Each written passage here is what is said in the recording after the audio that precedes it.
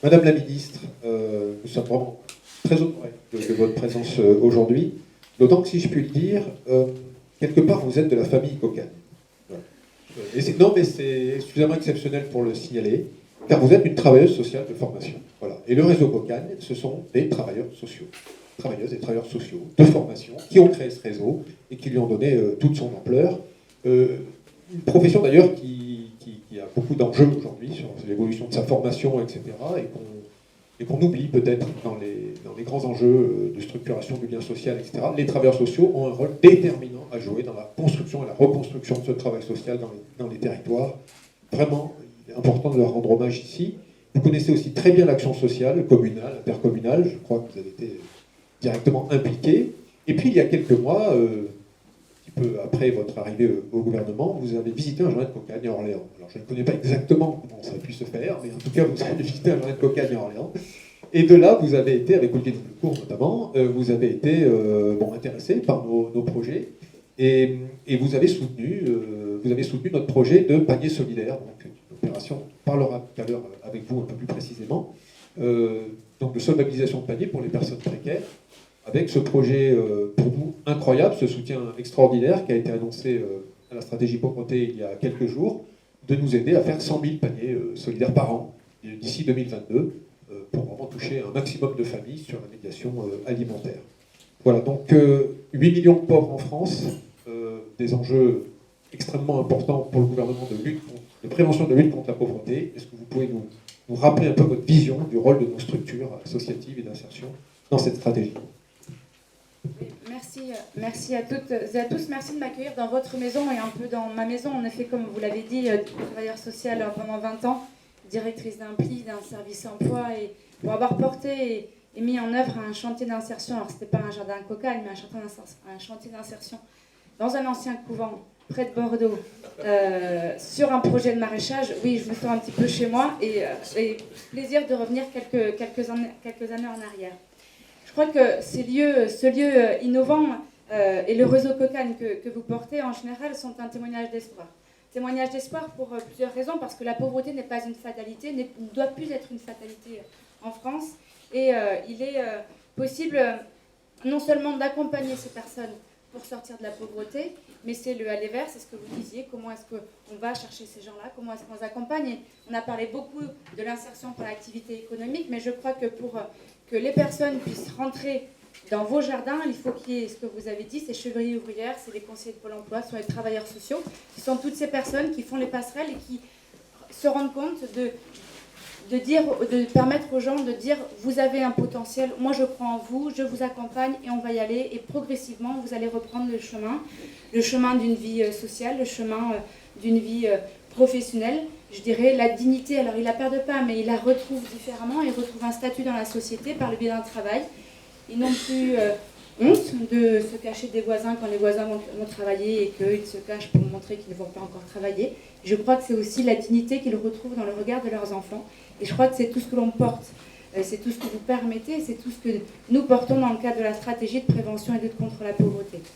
Cette stratégie, elle est à plusieurs échelles. D'abord, sur une méthode un peu innovante, puisque nous partons des besoins des territoires. Et en effet, moi j'aime à dire que je rencontre des petites pépites quand je suis en déplacement. Vous avez été une pépite quand je suis allée à Orléans. Et derrière, on cherche à pouvoir essaimer, développer ces projets qui sont innovants et qui répondent à un besoin, qui ne peuvent peut-être pas répondre sur tous les territoires et tous les besoins, mais avec un maillage des territoires, un maillage des besoins, je crois qu'on arrivera vraiment à apporter une réponse globale sur cette fatalité de la pauvreté et comment est-ce qu'on sort de la pauvreté.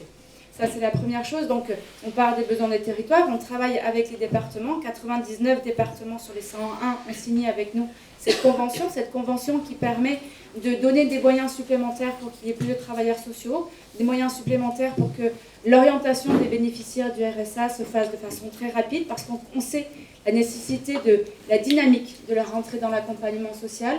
Et ce travail de dire aussi aux personnes, c'est pas parce que vous demandez à un moment donné, ou vous êtes dans une situation qui nécessite un droit au RSA ou à des prestations ou à du chômage, que vous allez y rester. Cette fatalité ne doit pas être, et nous travaillons pour qu'elle ne soit pas.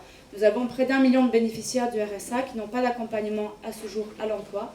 C'est tout ce travail que nous mettons en œuvre avec vous, de façon à pouvoir leur proposer aussi des parcours, je dirais, d'insertion et adaptés en fonction de leurs besoins. Ça, c'est notre méthode, je dirais. Ce sont ces travailleurs sociaux qui travaillent au quotidien par le biais des conférences régionales, par le biais des ateliers qui sont animés dans le cadre de la stratégie de prévention et de lutte contre la pauvreté, sur laquelle on leur permet de réfléchir, de se rencontrer, de travailler et de trouver les bonnes solutions ensemble, parce que je crois que parfois, on est, alors là je dis on parce que je l'ai été pendant quelques années, trop la tête dans le guidon, qu'on réfléchisse par soi-même, on est trop dans le silo, trop dans les murs. Alors les murs sont intéressants quand c'est des maisons comme ça, mais je crois qu'on doit pouvoir faire tomber certains murs, et c'est ce que nous portons dans le cadre de la stratégie, ce regard global, cet accompagnement global. Ça c'est un élément important, et ce que vous portez ici est pour moi aussi un élément qui me tient à cœur depuis que je suis arrivée là où je suis, c'est cette notion de transition écologique, alimentation saine, qui ne doit pas être réservée qu'à certains, qui doit être ouvert à toutes et à tous. Et c'est tout ce que vous proposez aussi par les paniers solidaires. C'est aussi changer la mentalité des personnes qu'on accompagne au quotidien, qui se sentent parfois résignées et qui se disent « c'est pas pour moi ». Non, c'est pas vrai, c'est faux, c'est aussi pour vous. Et comment est-ce que l'écologie est un élément important de votre vie et que vous pouvez aussi être acteur de ce quotidien, de cette transition écologique que l'on veut tous porter.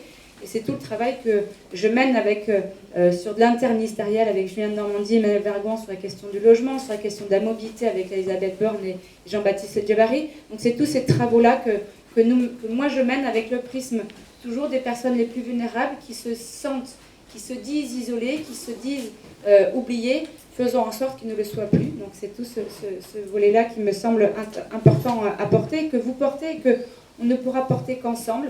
Et l'État est présent donc avec les collectivités, qu'il s'agisse des communes, des communautés de communes, des départements, des régions aussi à d'autres échelles, et présent auprès des acteurs comme vous êtes, avec les subventions qu'on leur verse directement, soit par le biais de nos services décentralisés, enfin déconcentrés sur les DDCS, je dirais, mais aussi par le biais de subventions au niveau national. Et la stratégie de prévention et de lutte contre la pauvreté, pour terminer là-dessus, elle est sur deux éléments et deux objectifs importants. C'est éviter que nos enfants d'aujourd'hui soient nos adultes pauvres de demain. Donc c'est toute cette mobilisation autour de la petite enfance dès les premiers pas, de façon à donner la même chance à tout un chacun.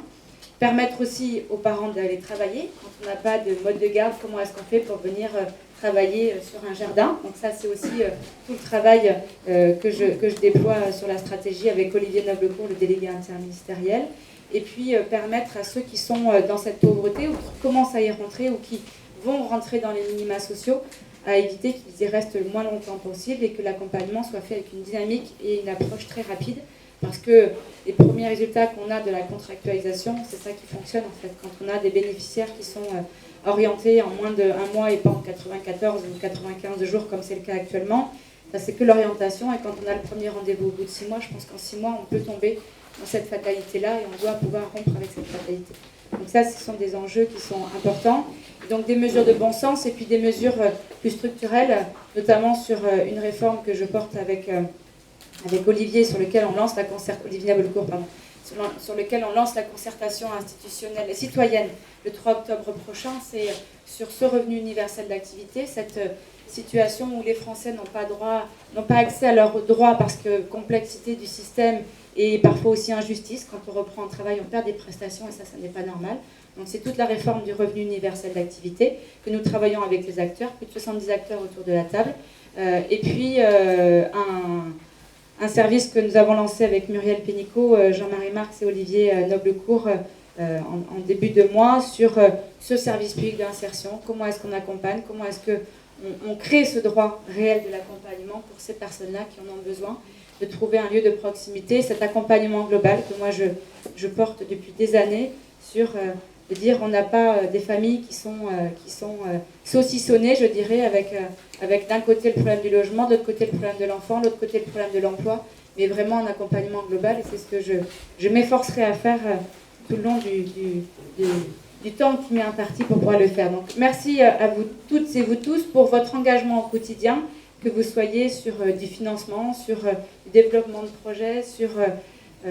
voilà, merci. Je vais en oublier, donc je préfère vous dire un grand merci à vous toutes et vous tous.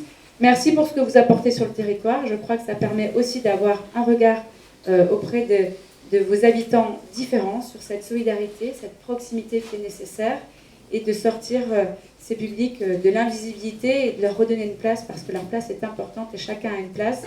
Comme le disait tout à l'heure une personne disant, on n'est pas dans une société où chacun vit, où on vit les uns à côté des autres, mais on vit ensemble, et comment est-ce qu'on fait société? Je crois que vous en faites partie. Merci.